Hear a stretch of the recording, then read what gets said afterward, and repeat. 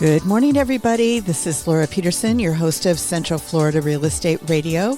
I'm from Your Home Sold Guaranteed Realty, and to discuss the sale of your home, you can call or text 407-566-2555. That's 407-566-2555. So, as usual, I've got a lot of great stuff to go over today, and I wanted to start with the stats, and I'm looking at what happened in November of 2024, almost a month ago, and then I'm also going to break it down between Northwest Orange County and Southwest Orange County. So I'm always talking about how everything is very local when you're talking about real estate. And so the thing is that when you're looking at it and you need to know, what the scoop is and all of that kind of stuff, it comes down to your street, comes down to your neighborhood, your zip code, whatever, your subdivision, definitely in regards to really seeing the value in regards to what's going on. But I'm first of all going to go over everything from November of 2024. And basically our inventory is looking at 11,604, and that basically translate into over 6 months of inventory. So that's 6.43 months of inventory. So that's considered a normal market, which we haven't been there for quite some time, and that's considered really a balanced market, which again means that we've got about just as many buyers as we do sellers. And so that's kind of what's going on in regards to that.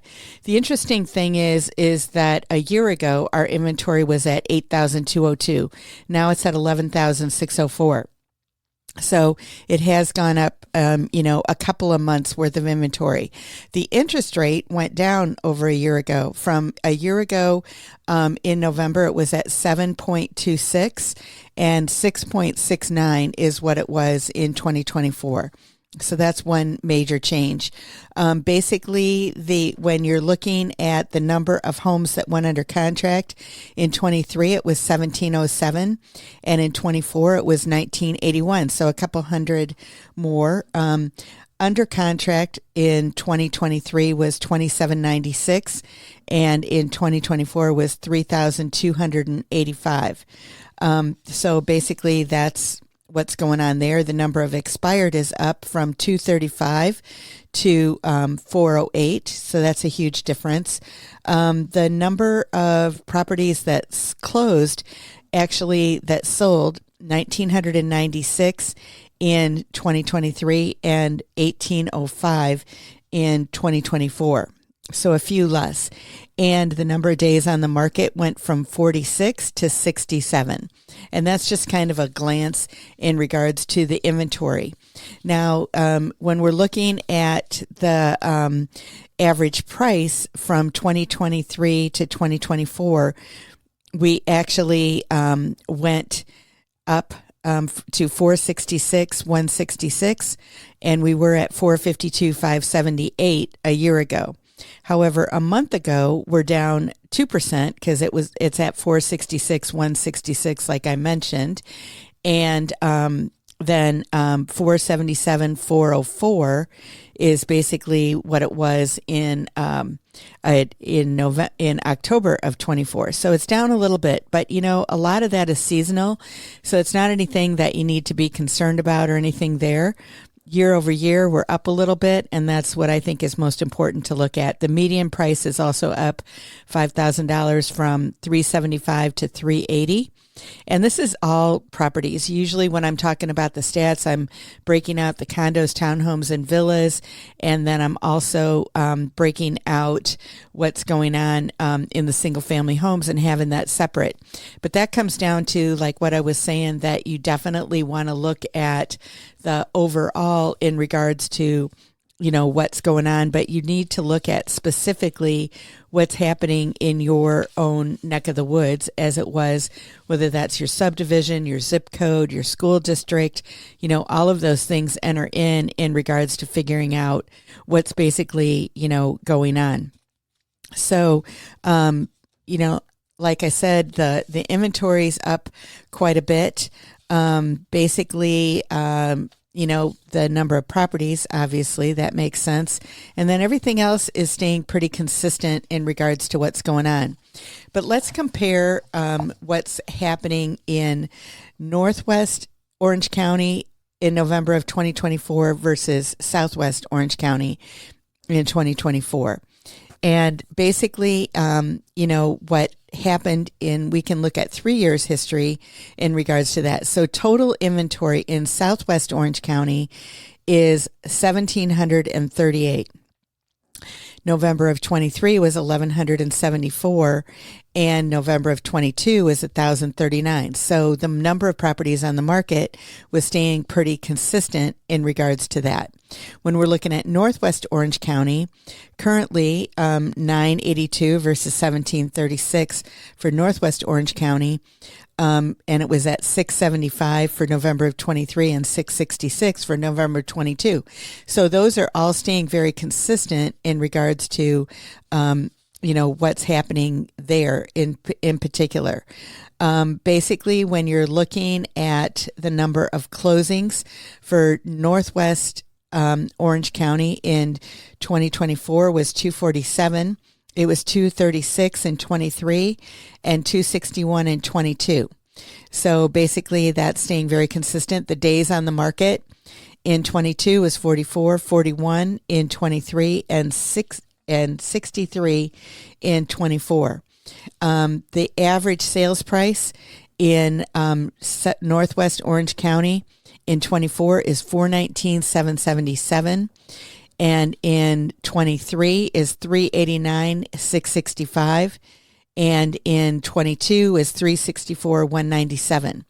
The median price kind of goes along with that too. It's at $373, $349 is what it was in 22, and $319 in 22. In 2022, 23 was $349,950.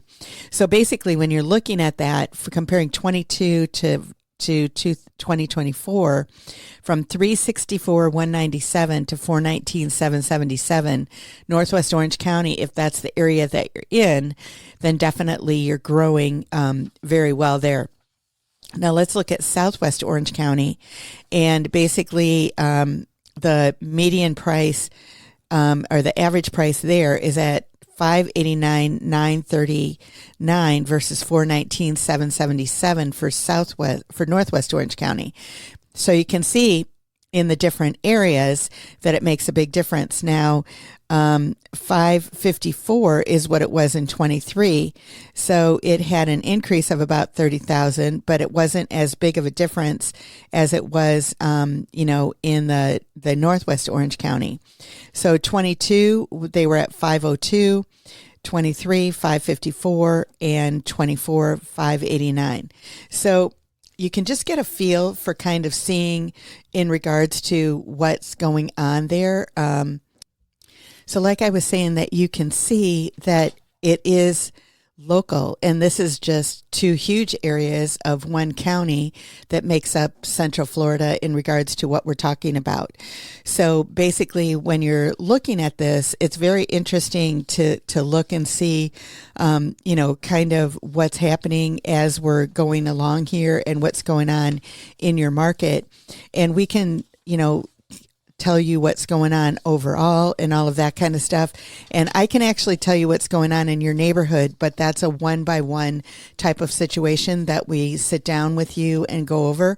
And I'm more than happy to do that with anybody to help you in regards to figuring out, what the value of your home is. If it's something that you're looking at, is it something that I want to do, that I want to move and I want to go somewhere else? Or is it something that, you want to stay put? And you can look and you can make an informed decision by actually knowing what's going on. I know a lot of people, go to some of the sites out there like Zillow or Redfin or Realtor.com, and they're all going to give you values and that kind of thing, but they haven't seen the inside of your house. And it really does make a difference in regards to what's going on, what upgrades you've done versus the rest of the neighborhood and all that kind of good stuff. But in order to get in touch with us, you can call or text 407-566-2555. You can find us online at centralfloridarealestateradio.com, and we'll see you after the break. Welcome back, everybody. This is Laura Peterson. I'm your host of Central Florida Real Estate Radio. I'm from Your Home Sold Guaranteed Realty, and to discuss the sale of your home, you can call or text 407-566-2555. That's 407-566-2555.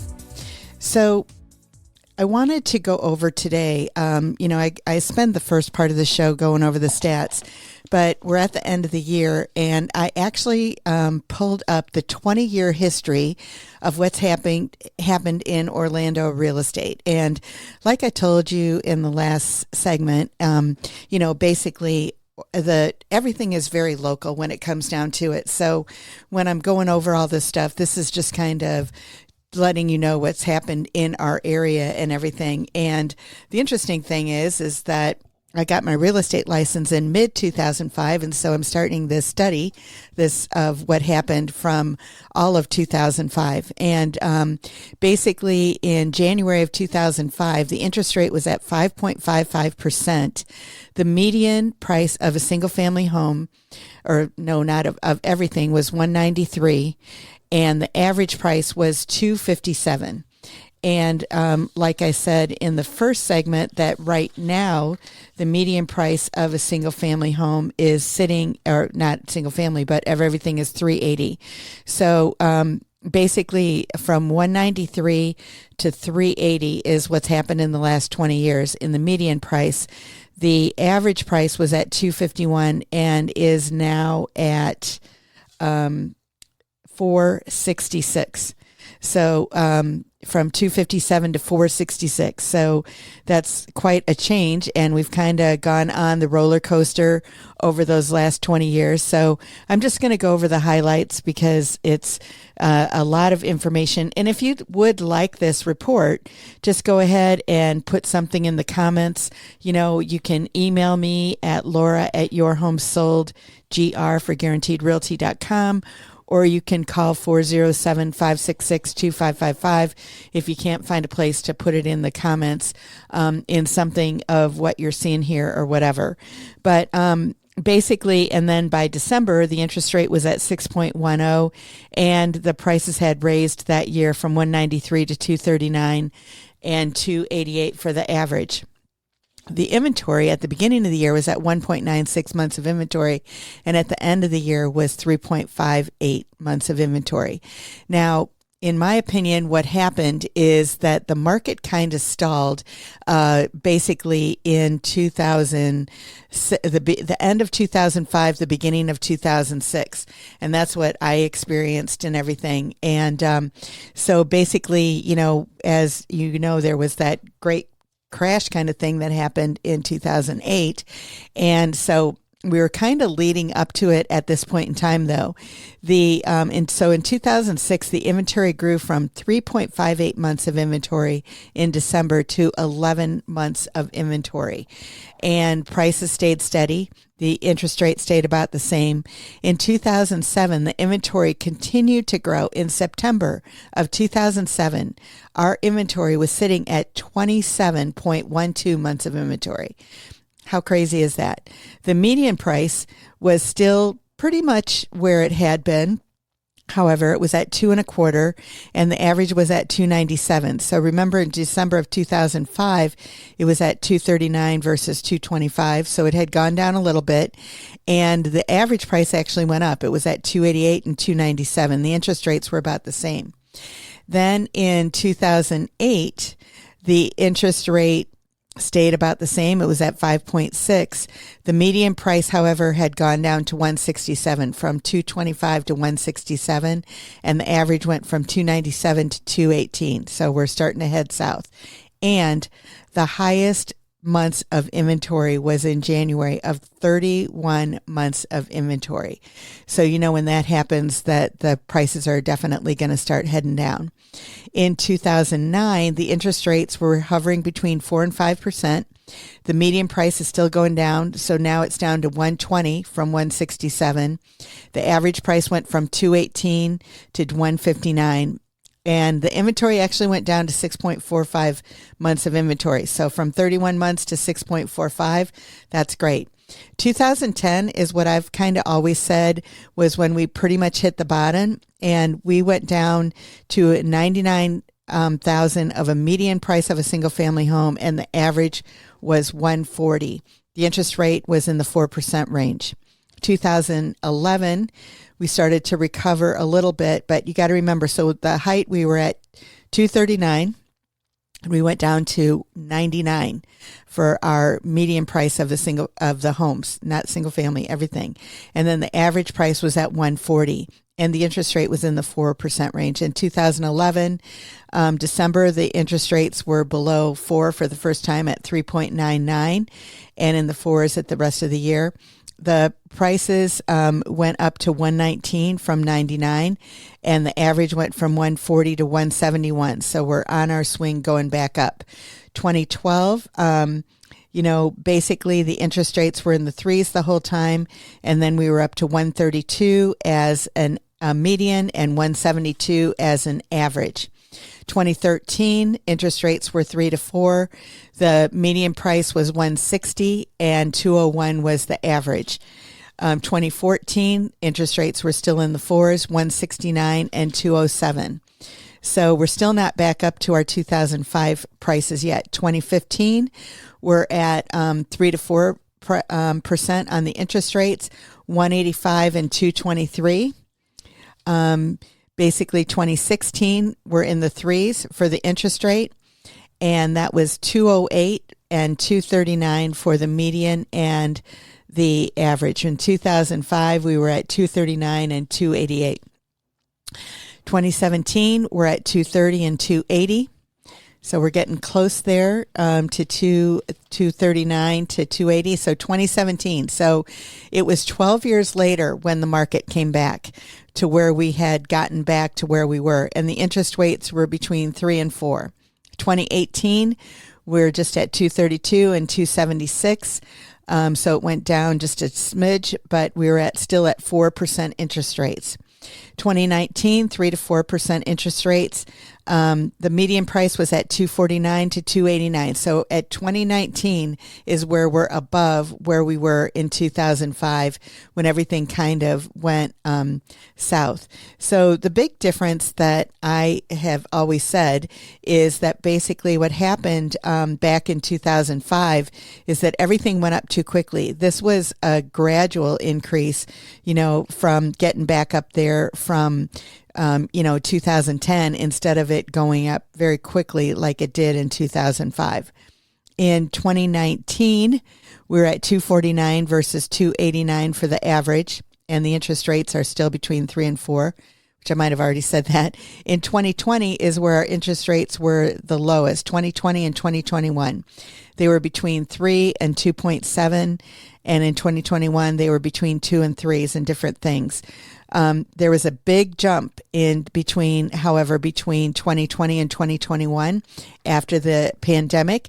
The median price went from 275 to 340, and the average price went from 331 to 395. So that's basically what happened there. 2022, the interest rates went from 3 to 7. So again, at that time, we had a big pause in regards to what happened, but the prices really didn't fall is a big difference of what happened here. From 3 to 7, the number of properties that sold in our inventory was so low that we really needed a little bit of time to catch up. So the median price went to 353. The average price went to 427. In 2023, the rates were at 6 and 7 and hovering all between there. And the median price was 367 and the average price was 450. And then we get to where we are today in 2024, which the interest rates all year have been in the 6s on average. The median price is at 380 and the average price is at 466. So what that all means and everything is that if you bought houses a while ago, you were in really good shape. Actually, if you bought a house in 2020, you've had really good increases in it. Basically, what's happened in the last 3 or 4 years is that we've stayed consistent. We've had a little growth but it's still been heading in the right direction. So our market is very stable in regards to what's going on and all of that kind of good stuff. So again, if you'd like to get in touch with us, you can call or text 407-566-2555. You can find us online at centralfloridarealestateradio.com, and we'll see you after the break. Welcome back, everybody. I'm Laura Peterson, your host of Central Florida Real Estate Radio. I'm from Your Home Sold Guaranteed Realty, and to discuss the sale of your home, you can call or text 407-566-2555. That's 407-566-2555. So what I'm going to talk about next here is basically, what I found is that the number one reason people move, and it's to be closer to family and friends. And, I think that this is becoming more and more popular with the older generation, actually. I'm hearing more and more and have seen more and more where actually the parents are moving closer to where the kids and the grandkids are. So it's not that they're, basically the kids have maybe moved to a different city or a different town or a different area of the country, and the parents are packing up and they're going there too, and everybody likes it because they can, first of all, spend more time together. They can share resources, cutting down on travel, and being there for the big moments. So I know that here in Central Florida, there's many times where people will move here and they will be here for a period of time, and then their grandchildren are getting to the age where maybe they're in sports, or they're just at an age where they're interesting and they want to do things with them. And so they really don't want to they don't want to be far away from them. They want to be where all of those things happen. And I think that, basically it comes down to, a lifestyle change and everything for people when you're looking at it to decide, what you want to do when it comes to that place that you call home. Obviously, that's really important, that you want to make sure that basically you have set yourself up to be in the right position to do that. And basically what happens with a lot of the baby boomers that are the ones that are moving closer to their kids and everything now is that they have plenty of equity in their home. So it's not an issue for them to move to a different area. And so, it's more like their life is their family, and that's what it comes down to for a lot of people, whether it's your church family or your friend family or, your actual family. That's where a lot of people want to be, and that's the number one reason why people want to move. So that's all awesome. So when it comes to selling your home, why more sellers are hiring a real estate agent today than they have in the past.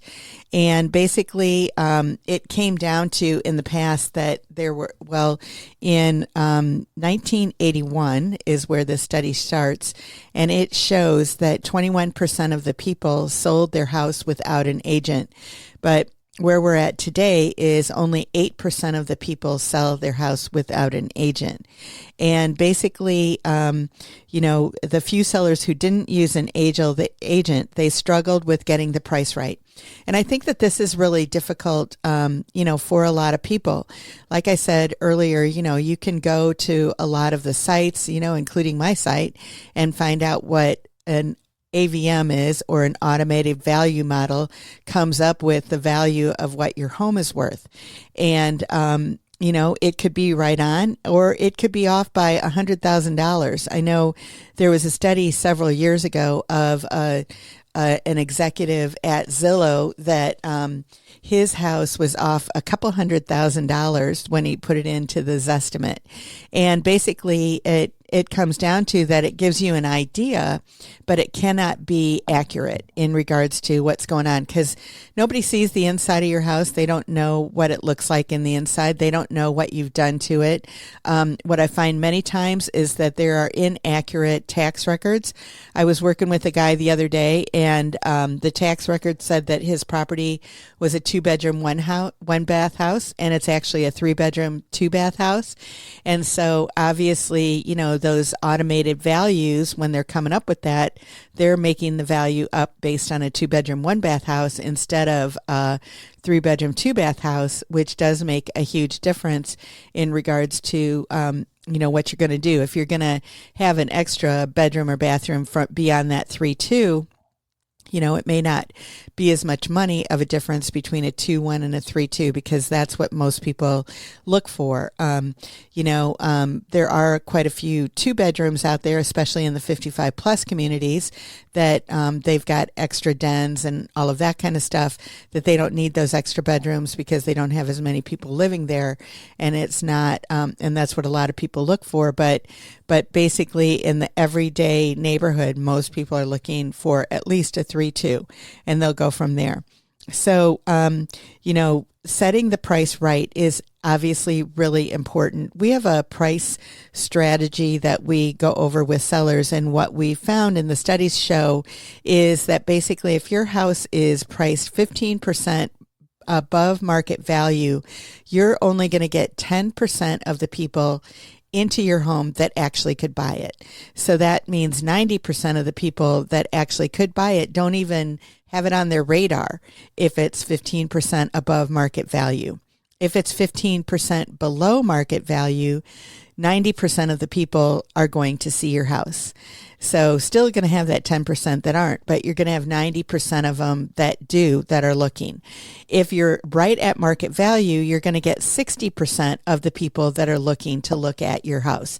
So again, it comes down to how much inventory exists and that kind of thing in the market.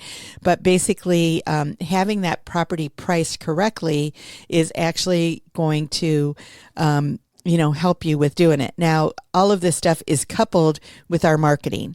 So basically, if you're just throwing it out there with anybody and you're just throwing it up there, on the multiple listing service or something like that, that doesn't entail that you're going to get all the showings and everything that you need, because you have to go above and beyond that in order to make things happen. But so that's what the scoop is on that. So setting the price right is the first thing. The next thing is selling their house fast enough that sellers don't have the same network or marketing tools an experienced agent does, and that's why it takes the house longer to sell without an agent. So it might not be visible to everybody. It's like we have 16 systems that go into place when we put a house on the market to make sure that everything is going to be done the way that it should be, and everything like that, to get the most value out of it and to get the more people in it. Because guess what? The more people that we get into it at a certain period of time, the better offer that we're going to get and the faster offer that we're going to get. So that's going to be the next thing. Another thing is understanding all of the legal documents. There's a mountain of documentation when selling a house, and mistakes can have big legal implications. And so making sense of all of the fine print with an agent. So maybe you need an attorney for that, because we are not definitely not attorneys, and I don't ever pretend to be, but our contracts are standard. And so basically, we do classes to understand what they mean, and you can obviously consult an attorney to find out what that is. And then making the house look good. So basically, when we come into a house, or I go into a house, I'm basically going in there and looking at it to see what can make it better. What can make it stand out to the average buyer? Is there anything in there that's going to be a negative when they come into that house? And, many times it's little things that can be done to make a big difference. Many times it's when you've got animals. Sometimes people don't realize it, but there is a pet odor when you come into your house. And some people there isn't, but a lot of people there is.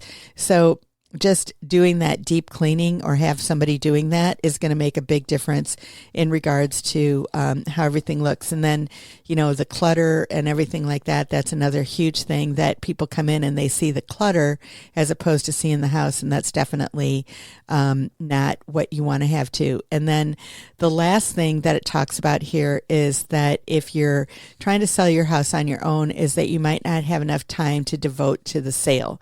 And so basically that's what our job is, what we do, and we come on board to make sure that we make all of those things happen.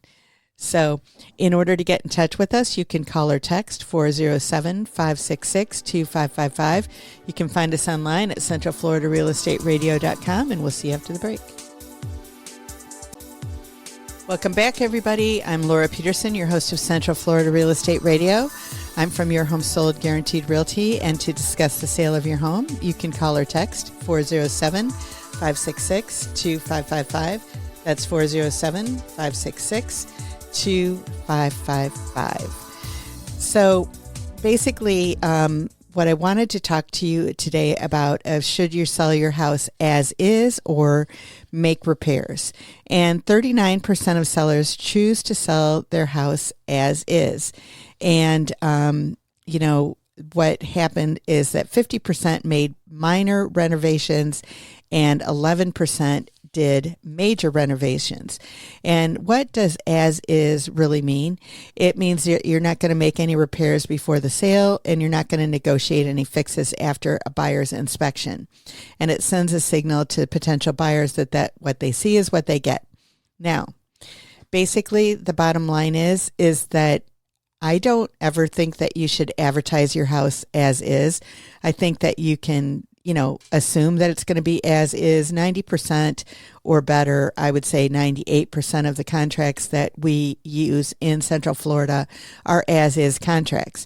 Now, what that does, though, is that it opens it up, in my opinion, to renegotiate later. So you might not be done with your negotiations when it comes to an as-is contract.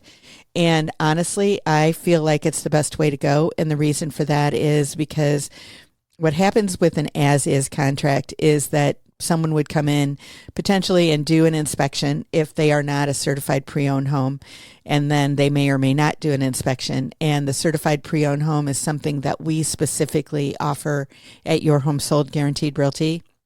And what that is that basically what happens is that in a certified pre-owned home, we do the inspection and we do the title work and we do a lot of things that could make a deal fall apart before the home actually hits the market. And so that way we're obviously ahead of the game. There's not going to be any hidden things or whatever that's in there.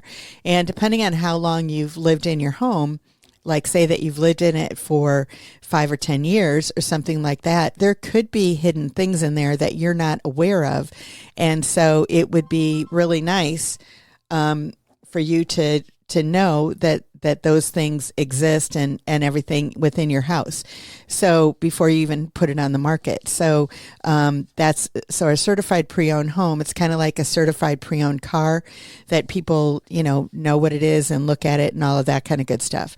But the trade-offs of selling your home as is that the pro is that you'll save time and you might save money up front and you don't have to negotiate repairs. But the cons are that you may deter some buyers. Your home might take longer to sell, and your house might not sell as a result. And so, my opinion is kind of like in the middle is the best way to do it, is that you don't necessarily advertise that it's as is, but you're going to have the as is contract. And then if somebody when they come in, if again you're not a certified pre-owned home, which I would strongly suggest that you do that, but if you're not a certified pre-owned home, then what happens is that people come in and they do the inspection, and when they do the inspection, then if they find something that you weren't aware of, then that would be something that you might fix.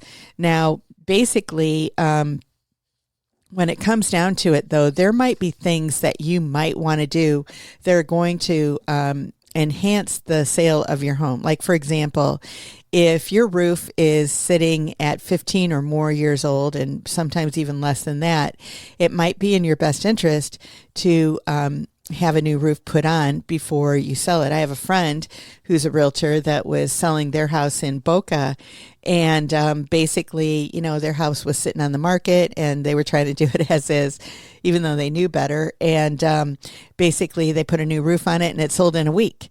And basically, that is a big thing. Now, we have companies that we work with that actually they can come in and they can put that new roof on for you, get paid at closing. So it's not going to be any money out of your pocket. So if you were going to, sell anyway and you need a new roof, then why not? Let's go ahead and do that.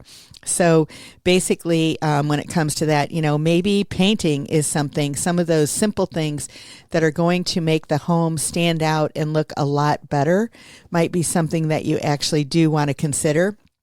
So basically, we want to look at what is the best thing, for you and for your family and the situation in what you're in.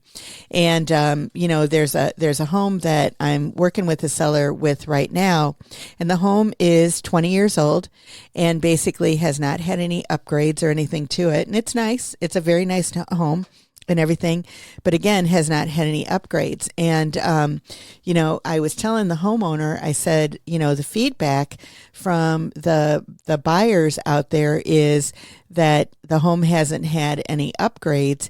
And so as a result of that, they think that the value is lower. And, the homeowner isn't really open to that. Now, this home is in a vacation rental community. And so they do expect for the renters that are coming in to stay in that property, they expect everything to be up to snuff and new and the top of the line and all of that kind of good stuff. And so the expectations are for those buyers out there is that they do want to have, they do want to have everything in tip-top condition. So when you are going to sell something as is, you have to expect that you're going to get less money, for that particular home. Now, the biggest challenge that I think comes into play as a homeowner is that if you're sitting there you have done all the upgrades and a home in your neighborhood does sell that hasn't done any upgrades or anything, then and they use that as a comp. The appraisers don't necessarily know, hey, this house needed a lot of upgrades. They can look at the pictures, but they don't know what the underlying things are, that it really needed a new roof. And so it knocked 20 grand off the price of it for that and that kind of thing. So basically, when it comes down to it, whether you're going to do it as is or whether you're going to do it, with repairs that you're going to do in advance or whether you're going to renegotiate, there's a lot of ifs, ands, or buts that comes into play when it comes to, selling your home, what it should look like, what you need to do. And so basically, I think that it's really important that you look at the whole picture and you have your eyes open and you know what you're going to do in this situation. And when it comes to these vacation homes, a lot of times the people are from out of town or from maybe even another country, and so they're not understanding, and they're just looking, well, that house across the street that sold for this amount of money, so mine should too. And basically, the bottom line is that if it may not bring that in when there's other choices out there. And in today's market, when we're sitting at, 6 months of inventory, in most neighborhoods, there are other choices. And so do you want to be the one that's sitting there because somebody's going to come into another house and go, oh, this one's all done, I don't have to do anything to it? Or, I know I need to put X amount of money into it, and so that's going to take away from what I really want to, pay for this house. So basically, it's a balancing act.